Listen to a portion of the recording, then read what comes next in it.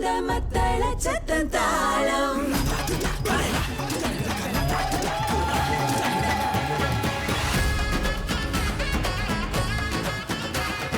நெஞ்சும் துடித்திடும் அந்த சத்தத்தில் தாளம் முரசு கொட்டும் அந்த மத்தள சத்தம் தாளம். அனைவருக்கும் வணக்கம்.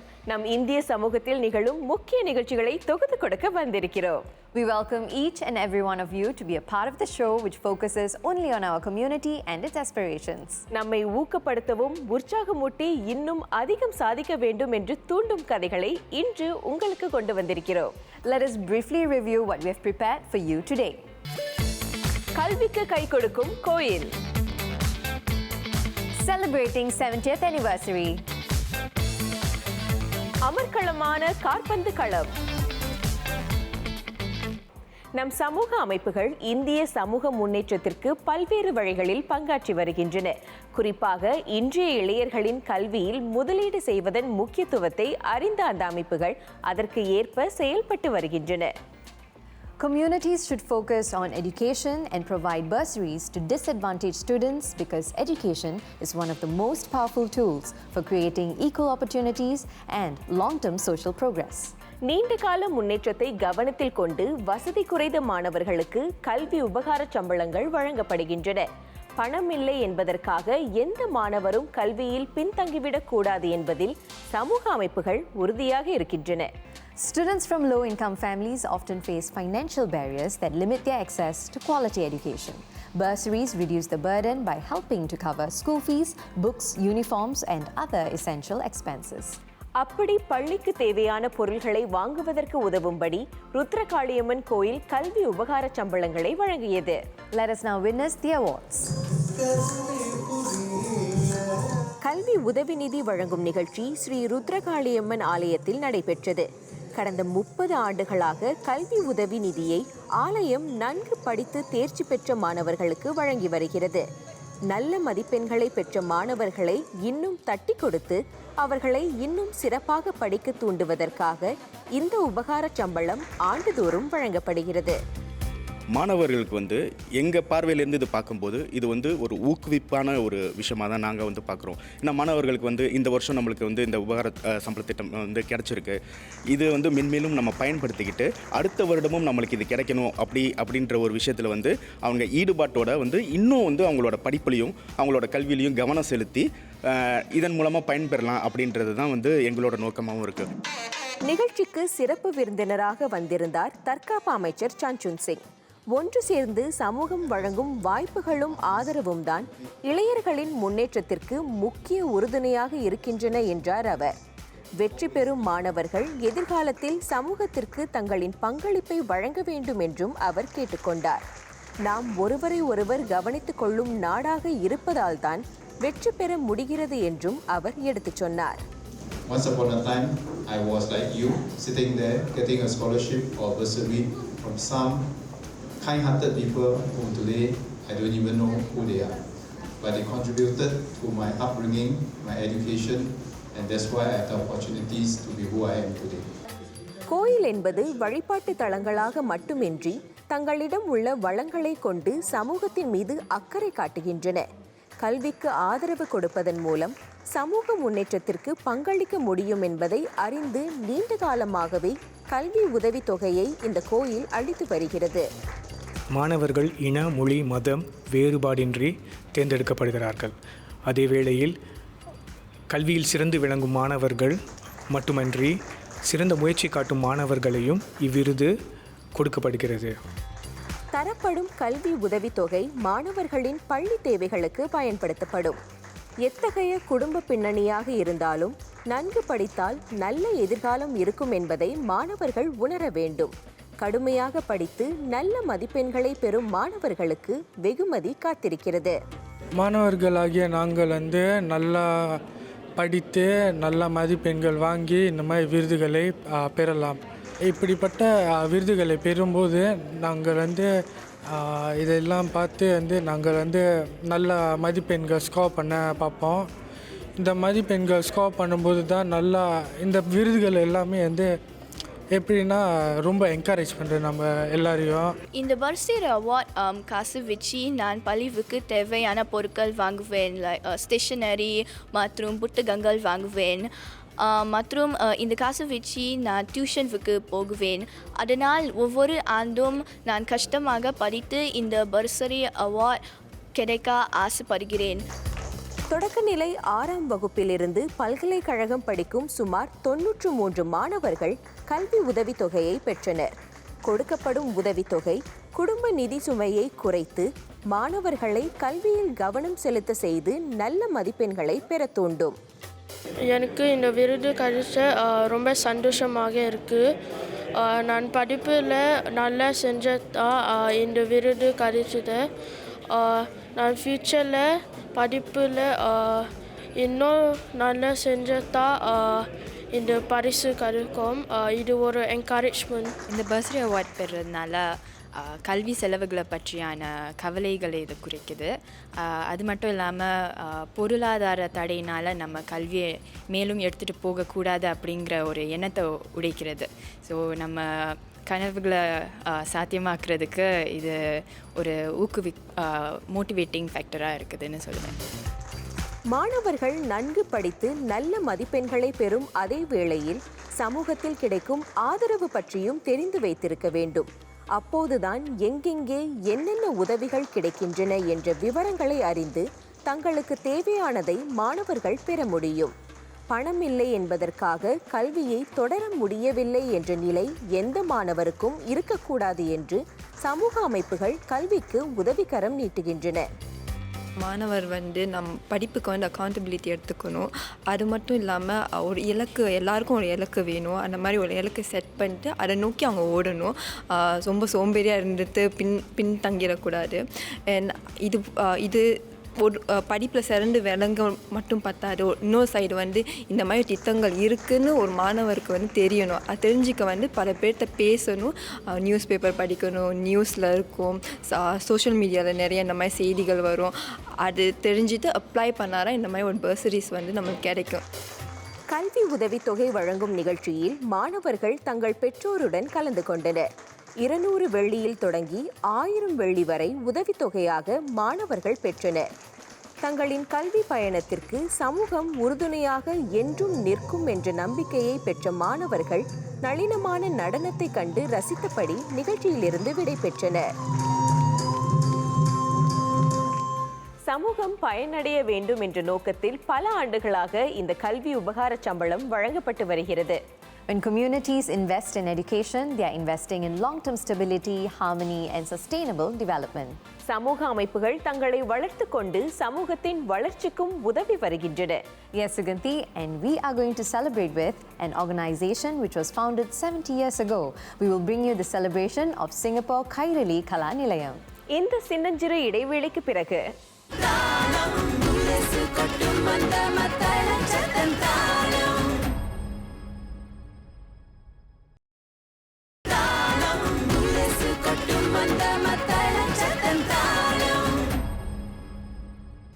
இந்திய சமூகம் அதன் பாரம்பரியத்தை கட்டிக்காக்கும்படி பல்வேறு அமைப்புகளை உருவாக்கி அதன் மூலம் கலை, கலாச்சாரம் போன்றவற்றை பிரபலப்படுத்தி வந்திருக்கிறது. Remembering the arts and our cultural roots is essential because they shape identity, values, and a sense of belonging. In a rapidly changing world, arts and traditions act as a bridge between the past, present, and future, helping individuals and communities stay grounded while moving forward. புதிய உலகில் புதிய பாதையை நோக்கி போகும்போது நாம் யார், நம்முடைய வேர்கள் என்ன என்பதை தொடர்ந்து நினைவில் வைத்துக்கொள்ள கலைகள் பயன்படுகின்றன. சமூகத்தில் ஒற்றுமையை ஏற்படுத்த கலாச்சார அடையாளம் முக்கிய பங்காற்றி வருகிறது. Arts often convey moral lessons, collective memories, and community values such as respect, resilience, and unity. When people participate in cultural activities together, it builds stronger bonds and mutual understanding within the community. சுமார் 70 ஆண்டுகளுக்கு முன் தொடங்கப்பட்ட அமைப்பு கலைகள் மூலம் சமூகத்தை இணைத்து வந்திருக்கிறது. Founded in 1956, Singapore Kairali Kala Nilayam celebrated its 70th anniversary. It dedicated the past 7 decades to promoting Indian culture, fine arts and sports. இதோ அந்த கொண்டாட்டம். The arts are the heartbeat of culture, expressive, bold and alive. In multicultural Singapore, they play a vital role in shaping identity and bringing communities together. For 70 years, the Singapore Kairali Kalanilayam, or SKKN, has kept this creative pulse alive here. To mark this milestone, the association kicked things off with a power-packed curtain raiser. Kalanilayam literally translates to House of Arts, which itself proudly or loudly says what we are about, what we stand for and all. So we are encouraging arts, culture, and anything related to our traditional performances and all in Singapore, so that people can stay rooted to their roots. At the same time, they can embrace the modernity with growing Singapore's landscape. The curtain raiser was an intimate, high-energy showcase curated for a smaller audience. Held at the SIFAS Annex, it brought together crisp, powerful snippets from SKKN's productions, offering a vivid snapshot into 7 decades of artistic excellence. We're doing the opening dance item for today, and this is a song written by D. Suziran sir, and I think he wrote it in the 1980s for a drama. So we're trying to reenact that piece with 3 dancers today. The song is also written the Onam, the festivities. So we're trying to, also show you the meaning of the song with what we're doing. Today we will be showcasing a few dramas that our association did like long back. So we are not gonna fully do the dramas, but we are showcasing small acts as part of the drama. So I'll be performing for one of those acts. It's been super chill because it feels like a family here, and we all know each other, we all support each other. So there's no pressure at all. We are just here to enjoy. Founded in 1956, the Singapore Kairali Kalanilayam began as a humble collective rooted in drama and soon expanded into music, song, and cultural performances. Especially for the Indian community in Singapore, SKKN became a cultural anchor shaped by creativity and built to endure. Kairali Kalanilayam was established in 1956, and exactly 70 years back. We used to engage effectively in dramas, Malayalam stage and drama. That was our main activity. To be frank, we have staged 225 dramas through these 70 years of existence. And also we engage in cultural shows once in a while. But our main cup of tea is drama.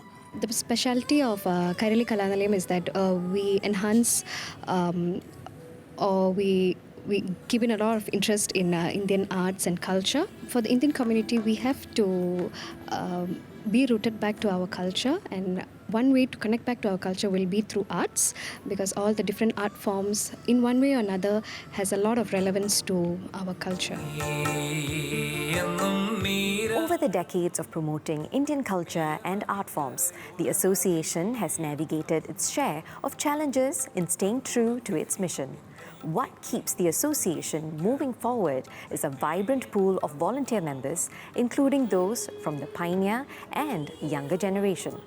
Balancing demanding lives, the younger ones continue to give their time and energy, driven by a shared love for the arts and a rooted commitment to uphold Indian culture and arts, while showcasing their talents. We went through the difficult times during the 80s, where we were not able to get enough support to carry on with our activities. We have pioneers, who also some of them are joining us here today. But basically now the whole thing is run by this new group of people, very energetic. We have gone into other sectors like, working out with or joining hands with sister organizations and involved in social work. I think one of the key elements of arts is trying to find the peace and the joy in the journey of it.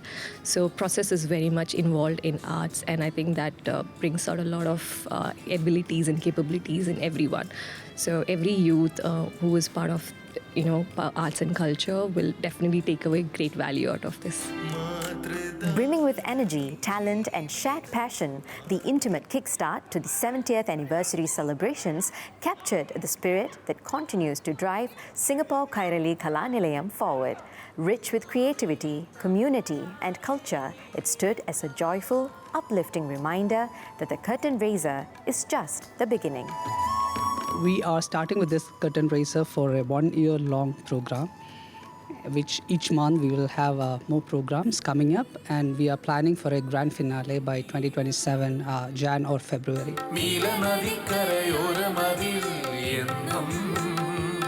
இந்திய சமூக அமைப்புகள் இன்னும் பல ஆண்டுகளுக்கு காலத்திற்கு ஏற்ற வகையில் தொடர்ந்து பங்களிக்கும் என்று எதிர்பார்க்கலாம். There are many ways to engage members of a community and to make them realize their full potential.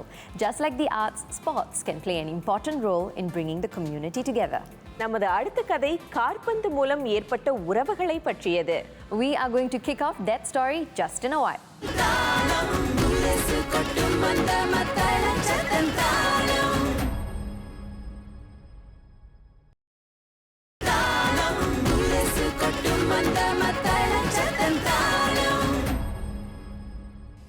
ஒற்றுமைதான் வெற்றி. அந்த வெற்றியை அடையும் வழிகளை கற்றுக் கொடுக்கும் பல்வேறு துறைகள் இருக்கின்றன. அதில் ஒன்றுதான் விளையாட்டுப் போட்டிகள். அவற்றில் கலந்து கொண்டு வெற்றி பெற போராடும் போது பல்வேறு வாழ்க்கை பாடங்களையும் அவை கற்றுக் கொடுக்கின்றன. Sports play a powerful role in bringing people together and strengthening community engagement and cohesion. Beyond physical fitness and competition, sports create shared experiences that unite individuals across age, culture, and societal background. மக்கள் ஒன்று சேர்ந்து உழைக்கும் போதுதான் ஒரு சமூகம் வெற்றி பெறுகிறது. சமூகத்தின் வெற்றியால் நாடும் வெற்றியடைகிறது. இந்த தொடர்ச்சியை புரிந்து கொண்டு அதற்கு உதவும் வகையில் பல்வேறு விளையாட்டுப் போட்டிகள் நடத்தப்படுகின்றன. Community sports events, leagues, and recreational activities provide opportunities for people to meet, interact, and build friendships. Playing and supporting sports together fosters teamwork, trust, and a sense of belonging, which are essential for a cohesive community. காற்பந்தின் மூலம் சமூகத்தை ஒன்று சேர்த்த நிகழ்ச்சியை இப்போது பார்க்கலாம்.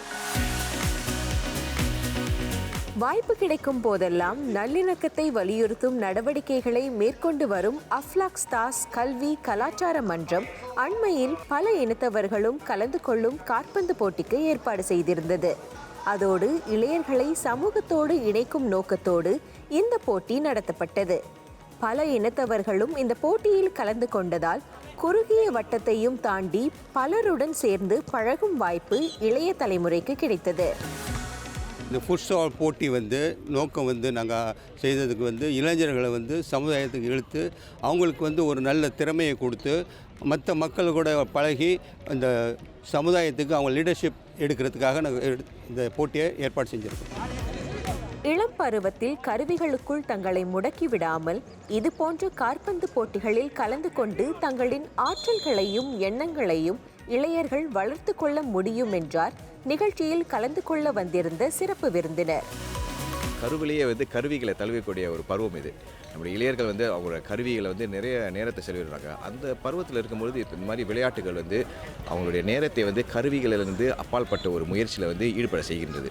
நீங்கள் பார்த்தீங்கன்னா இளையர்கள் நம்ம இந்திய முஸ்லீம் இளையர்கள் மட்டும் கிடையாது, மலாய் சமூகத்தை சார்ந்தவர்கள், சீன சமூகத்தை சார்ந்தவர்கள் அவங்களும் இணைந்து விளையாடுறாங்க. இந்த மாதிரி சமூக சேவை விளையாட்டு பலதர மக்களை இணைக்குது. இது போன்ற விளையாட்டு போட்டிகளின் மூலம் இளையர்களை சமூக பணிக்கு ஈர்க்க முடியும். தீவு முழுவதிலும் இருந்து இந்த போட்டியில் கலந்து கொள்ள 12 குழுக்கள் கலந்து கொண்டன. இந்த அப்லாக் சங்கம் 12 குழுக்களை தரவழைத்து இளைஞர்களை, அதாவது 17லேருந்து 27 வயதுக்குள் இளைஞர்களை வரவழைத்து அவங்க திறமையை காட்டுறதுக்கு, அதே மாதிரி எங்கள் அப்லாக்ஸ்தா குழுவிற்கு இந்த இளைஞர்களை மேலும் மேலும் எங்களுக்கு பணி செய்ய ஆர்வமாக அழைக்கிறோம். இளையர்கள் ஒன்று சேர்ந்து விளையாட்டு போட்டிகளில் கலந்து கொள்ளும் போது ஒருவருக்கொருவர் நல்ல அறிமுகம் கிடைக்கிறது. இளையர்களுக்கு கலந்து பழகும் தளங்கள் மிகவும் முக்கியம். நிறைய பேர் சேர்ந்து விளையாடும் போது புதிய நட்புகளை ஏற்படுத்தி கொள்ள முடிகிறது. இந்த போட்டியை கண்டு ரசித்து ஆதரவு வழங்க குடும்பத்தினரும் திரண்டிருந்தனர். ஃபேமிலி மெம்பர்ஸும் சப்போர்ட் பண்ணும்போது நமக்கு அது ஒரு சந்தோஷம், அவங்களுக்கும் ஒரு சந்தோஷம் தானே. நம்ம விளையாடும் போது நம்ம ஃபேமிலி பார்க்குறாங்களே, அப்போ எப்படி விளையாடணும், அதுக்காக தான் மெயினாக ஒரு ஆர்கனைசேஷன் செஞ்சு வருஷம் செய்யலாம்னு சொல்லிட்டு ஒரு முடிவோடு இருக்கும். கண்டிப்பாக போட்டி என்றால் வெற்றிதான் இலக்கு.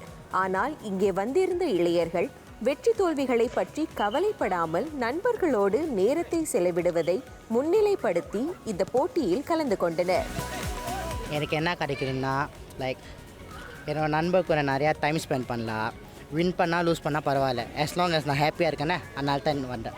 இது ஒரு நல்ல வழி. ஏன்னா இதனால எல்லோரும் ஒன்றா கூடி ஒன்றா விளாட்றோம். ஸோ இதனால் நிறையா கற்றுக்குறோம். அப்புறம் எப்படி ஒன்றா ஒரு யுனைட்டடாக இருக்கிறதுக்கு. ஸோ இது ஒரு நல்ல ஒரு வழின்னு நான் நினைக்கிறேன். இப்போ இந்த காலத்தில் லைக் எல்லோரும் சைன் ஆயிடு வந்துச்சுன்னா லைக் வீட்டிலே இருப்பாங்கன்னு இருக்க லைக் வீட்டிலே நிறையா வசதி இருக்குது. PS4 like games, phone. So இந்த மாதிரி லைக் போட்டி வந்தால் லைக் வெளியில் எல்லாரோடையும் டைம் ஸ்பெண்ட் பண்ண முடியும். ஃபஸ்ட்டு ஃபுட்பால் பிடிக்கிற நல்ல விளையாடலாம். அதே டைம் லைக் மற்ற ஃப்ரெண்ட்ஸோட லைக் டைம் ஸ்பெண்ட் பண்ணி ஃபேமிலியோட டைம் ஸ்பெண்ட் பண்ண முடியும்னு நினைக்கிறேன். விளையாட்டு என்ற தளம் பாகுபாடுகளை தகர்த்து அனைவரையும் ஒன்று சேர்க்கும் ஆற்றல் கொண்டது. காற்பந்து போட்டியில் கலந்து கொண்ட பல இன இளையர்கள் ஒன்று சேர்ந்து விளையாடி அர்த்தமுள்ள நட்பை ஏற்படுத்தி கொண்டனர். மற்ற இனத்தோடு சேர்ந்து விளையாடும் போது இது நம்ம சிங்கப்பூர் நாட்டில் இருக்கிறதுனால இது நம்ம எல்லா இனத்தோடு விளையாடுறது அந்த ரேஷியல் ஹார்மனியை உருவாக்குது. ஒரு ஆரோக்கியமாக ஒரு விளையாட்டு மூலம் ஒன்று கூடி எங்களை ஒன்று சேர்த்து வச்சுருக்குது. இந்த மாதிரி விளையாட்டு ஆர்கனைஸ் பண்ண போது மற்ற நிறைய கம்யூனிட்டிஸ், இந்திய முஸ்லீம் கம்யூனிட்டிஸ் மட்டும் இல்லாமல் நிறைய கம்யூனிட்டிஸ் வளர்கிறாங்க. எல்லாம் எங்களோட வயசு பசங்க, ஸோ எங்களோட யங் ஏஜ் பசங்க. ஸோ இது மாதிரி ஒரு பாண்டிங் ஆல்சோ, அது மட்டும் இல்லாமல் ஒரு காம்படிஷனாக இல்லாமல் இது மூலமாக எங்களுக்கு ஃப்ரெண்ட்ஸாக கிடைக்கிது. வெற்றி பெற்ற குழுவுக்கு 400 வெள்ளி பரிசு கிடைத்தது. பரிசுகளை சிறப்பு விருந்தினர் வழங்கி போட்டியில் கலந்து கொண்டவர்களை பாராட்டினார்.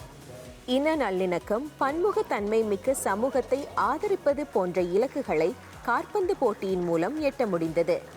ஓடியும் கூடியும் விளையாடி மகிழ்ந்த இனிய நாளாக இது நிறைவடைந்தது.